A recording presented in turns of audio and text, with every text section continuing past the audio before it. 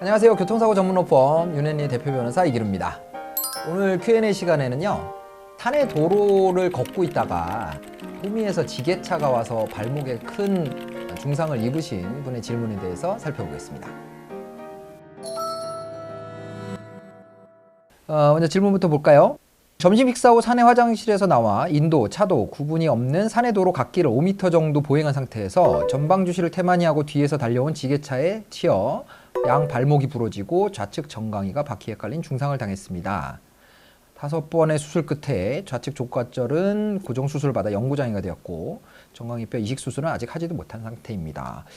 크게 다치셨네요. 발가락은 움직이나 신경 감각 이상입니다. 산내에서 일어난 사고로 산재 처리하고 있고 지게차는 종합보험에 들어 있습니다. 종합보험에 들어있다고 가해자가 너무 무심한데 이 경우 11개 항목에 안 들어가도 발목 영구장애로 중상해죄가 되어 형사합의 대상이 아닌지요. 고발을 하지 않고 가해자한테 소정의 위로금을 받고 형사합의해도 문제 없나요? 제 과실은 없는 것 같은데 보험사 임의로 잡은 20% 과실은 얼마나 줄일 수 있나요? 족관절 완전 강직과 신경 감각 이상 추상으로 산재장애 7급 조정이 안 되나요? 이 내용을 근거로 내가 받을 수 있는 총 배상액은 얼마 정도인가요? 수임했을 때 보수는 총 배상액의 몇 %인가요? 이 사건을 위임하는 시점은 산재 종결 후라야 하는데 그전에는 도움을 받을 수 없나요? 이렇게 물어보셨네요. 먼저 중상에 대해서 말씀하셨는데 예, 맞습니다. 12대 중대과실에 해당되지 않는 사고라고 해도 피해자가 중상해를 입게 되면 종합보험에 가입돼 있다고 해도 형사 이건 사안이 됩니다. 그리고 이 경우에는 피해자와 형사 합의를 해서 처벌을 원치 않는다는 의사가 표시되면 공소권 없음 처분이 되도록 되어 있습니다. 여기서 말하는 중상해는 난치 또는 불치의 상해를 입은 경우 이런 거에 해당되는데 영구장애가 남았다고 그러면 중상해에 해당한다고 볼 수가 있고요. 그래서 이런 중상해에 해당한다고 판단이 되면 중상해 소견서를 주치의에게 받아서 경찰에 접수를 하게 되면 중상해 사고로 형사 입건이 되게 됩니다. 그래서 만약에 이 부분에 대해서 형사 합의를 원하신다고 하면 중상해 소견서, 족관절이 평생 영구장애가 되었다고 하셨는데 이 부분에 대해서 주치의 소견서를 받아서 경찰에 접수를 하면 형사 입건이 될 거고요. 형사 고소를 한다 또는 형사 입건 사안을 만든다, 이거는 뭐 필수적인 사항은 아니기 때문에 질문 주신 내용대로 굳이 신고를 하지 않고 경찰에 접수를 하지 않고 가해자와 형사 입건 사안으로 만들지 않겠다라는 내용으로 형사 합의를 보시고 합의금을 수령하고 그리고 그렇게 사건을 형사 사건에 대해서 종결 처리를 해도 상관은 없습니다. 과실 부분에 대해서 물어보셨는데요. 일단 기본적으로 후미에서 이제 차량이 와가지고 충돌을 했다라고 돼 있기 때문에 후미 추돌 사고 같은 경우에는 대부분 특별한 사정이 없으면 후미에서 와서 추돌을 한 그런 차량에 100% 과실이 부과되죠.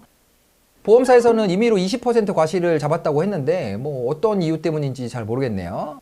만약에 도로를 보행하는 중에 운전자가 예측할 수 없는 방식으로 보행을 하셨다라든가 아니면 뭐 도로 한가운데로 주행을 하셨다라든가 뭐 그런 게 아니라면 뒤에서 오는 차량을 뭐 보행자가 피할 필요는 없겠죠. 제가 봤을 때는 이런 특별한 사정이 없다면 뒤에서 추돌을 한 지게차가 100% 과실을 부담하는 게 맞을 것 같고요. 그래서 보험사가 어떤 근거로 하는지 확인을 하신 다음에 그런 과실 부분에 대해서는 부인을 하시는 것이 좋을 것 같습니다. 그리고 상재 등급에 대해서 문의를 하셨는데 족관절 고정술을 시행하셨다 그러면 산재 등급표상으로는 8급에 해당하는 상해가 됩니다. 골절로 인한 신경장애와 감각 이상은 따로 장애를 평가하지는 않고요.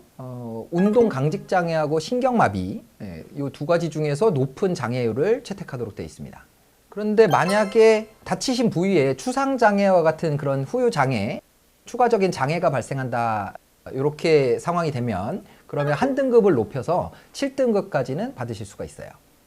그리고 사고 처리에 대한 보상과 관련해서는 교통사고가 산재보험 청구의 요건에 해당된다고 했을 때는 산재보험을 통해서 배상이 되는 부분을 초과한 손해가 있을 때 보험사에 청구를 하게 되죠. 이렇게 초과되는 손해배상액에는 뭐 위자료라든가 개호비, 뭐 치료비, 수술비, 뭐 일실 장애로 인한 일실 수익 뭐 이런 부분들이 포함이 될 거고요. 질문 주신 내용을 봤을 때는 가장 쟁점이 되는 부분은 후유 장애율을 얼마로 평가할 것인가, 이게 될 것 같아요. 족관절 운동장애 같은 경우에는 고정수를 받았기 때문에 장애율이 정해져서 나올 거고요. 신경 손상은 근전도 검사 결과에 따라서 달라지게 될 겁니다. 그리고 슬관절 부상도 있으신데 이 부분도 장애율이 나오면 합산이 되게 되죠. 통상 족부와 슬관절부에 절단 장애가 발생했을 경우에 최대 43% 정도의 장애율이 인정되거든요. 여기서 알아두셔야 될 거는요. 법원에서 종전에는 각 근접한 부위에 양쪽에 장애가 발생하고 이 장애율을 합산한 장애율이 절단이 됐을 때 장애율보다 더 높은 경우에 절단 장애율을 한도로 이제 장애율을 인정을 했었는데, 최근에는 이러한 판례를 태도를 바꿔서 합산 장애율이 더 높을 때는 절단 장애율보다 더 높은 합산 장애율을 장애율로 인정을 해주고 있습니다. 뭐 구체적인 뭐 손해배상금이 얼마냐, 또 뭐 사건 수임하면 얼마냐, 뭐 이런 것들에 대한 질문도 해주셨는데요. 사실 이렇게 간단한 질문 내용만으로는 뭐 이제 배상 금액이 얼마가 될지 추산하기 어렵고요. 그리고 또 온라인상으로 저희 수임액이나 이런 부분들을 알려드리기는 좀 곤란한 부분이 있어서 이 부분은 혹시 사건을 진행하시게 되면 저희 내방하셔서 상담을 받으셨으면 좋겠습니다.